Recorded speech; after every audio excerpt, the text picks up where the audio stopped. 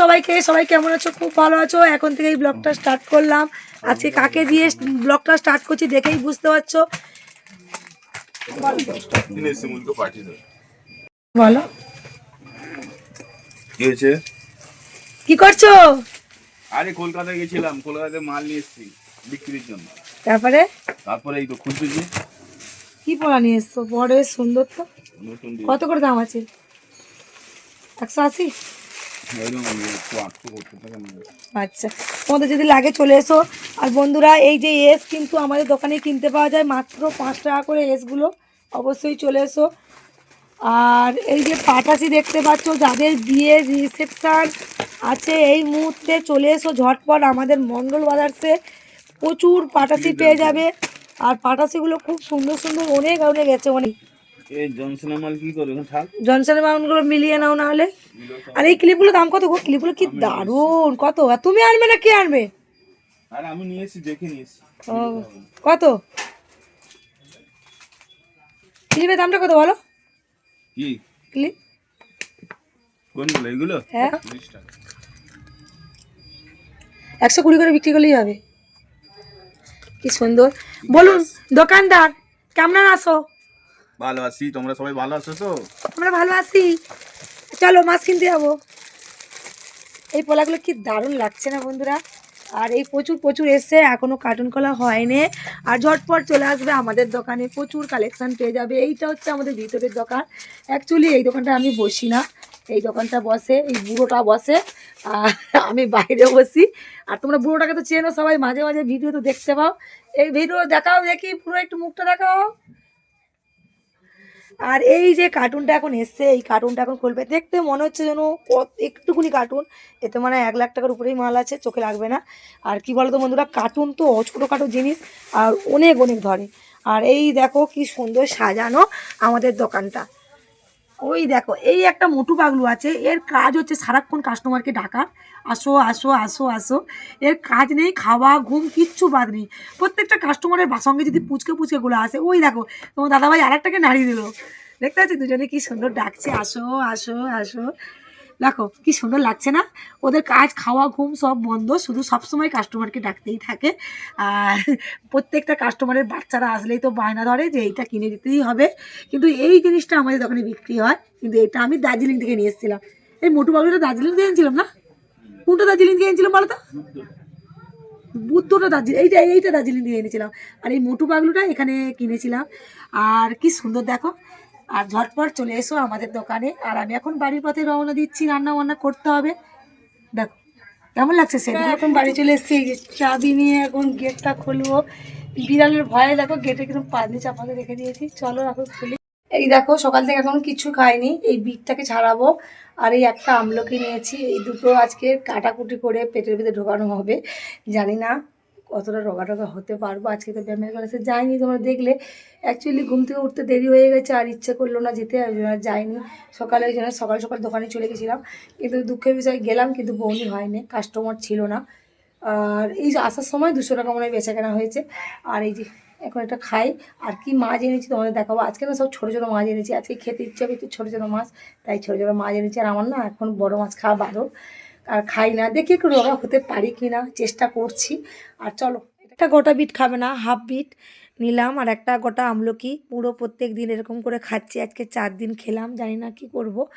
হোক, এখন খেয়ে দেখি 15টা দিন, তারপর যদি না দেখি যে শরীর কমছে না, তখন আর খাবো না। খেতে তো একদম জঘন্য লাগে, শুধু ঝালাই করে খাচ্ছি। আর একটু বিনুন হলে আর একটু ভালো হয়, মুখে স্বাদ আসে, আর কিছু না। আর মিক্সচারে একদম পুরো ঘুটে নিয়ে আর চাঙনিতে ছেঁকে নিচ্ছি। সাদা ন্যাংরা থাকলে সাদা ন্যাংরা দিয়ে করে নেবে, আরও ভালো হবে।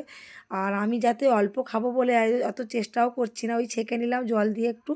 বাবা যা কষ্ট ভাই, বলার মতো না। নাক মানে চোখ মুখ মনে হয় বন্ধ করেই খাচ্ছি। এই দেখো আমার রিয়াকশানটা দেখলেই বুঝতে পারবে। এক চোখে তাকিয়ে কিরকম খাচ্ছি দেখো, এক মুখ মানে এক নিঃশ্বাসেই খেয়ে নিলাম। এবার জলটা খেয়ে নেবো, মুখটার বদন দেখো, জন্য দুদিকে আমার শিং উঠেছে দাঁতের। আর এই যে জল খেতে আরম্ভ করে দিয়েছি, দেখেছো কত কষ্টে খাচ্ছে। হ্যাঁ, খালি পেটে খাবে, কিন্তু এটা ভরা পেটে খায় না, এটা খালি পেটেই খায়। একটা দাদাভাই আমাকে বলেছিল, সে চপ বিক্রি করে, সেই আমাকে বলেছিল দেখো সবার কথা শুনতে কোনো আপত্তি নেই, মানুষ সব জিনিসটা মানে নিজের থেকে শেখে না, কিছু কিছু বাইরের থেকেও শেখা যায়। আমিও সেরকম, আমাকে যদি কেউ ভালো বলে আমি সেটাই শুনি, মানে সবার কথা একটু শুনতে বেশি ভালোবাসি, নিজের থেকে সবাইকে একটু বেশি। হয়তো আমি কোনো সময় কাপড় কিনলাম বা কিছু কিনলাম, তখন কী করবো বলো, কেউ যদি বলে যে খারাপ, সেটা খারাপ, যতই আমি ভালো কিনি, মানে এইরকম ব্যাপার, মানে নিজের টাকা থেকে লোকেরটাকে বিশ্বাস করি বেশি। আর কত ধরনের মাছ কিনে এনেছি দেখো আজকে, দু রকম মাছ, ছোটো ছোটো ইলিশ মাছের বাচ্চা এনেছি, আর একদম টাটকা পাতা মাছ। এই পাতা মাছগুলো যা লাগছিল না খেতে, বলার মতো না, মানে মুসুরির ডাল দিয়ে দুর্দান্ত লাগছিল, আর পাতা মাছ গরম গরম ভাত, নুন আর কাঁচা লঙ্কা, উফ, জবাব নেই। কারা কারা খাও অবশ্যই জানাবে তো, আমি তো খেতে খুবই ভালোবাসি। আর অ্যাকচুয়ালি এইটুকুনি ইলিশ মাছ এনেছি, তোমরা ভুলভাল কমেন্ট করো না, কারণ হচ্ছে ইলিশ মাছগুলো অ্যাকচুয়ালি ছোটো ছোটোই নিয়ে এসেছিলাম গায়ে গায়ে ঝাল করবো বলে, আর বড় ইলিশ তো এখন পাওয়া যাচ্ছে না গো, আর ইলিশ মাছ দেখলেই না আমি আর থাকতে পারি না।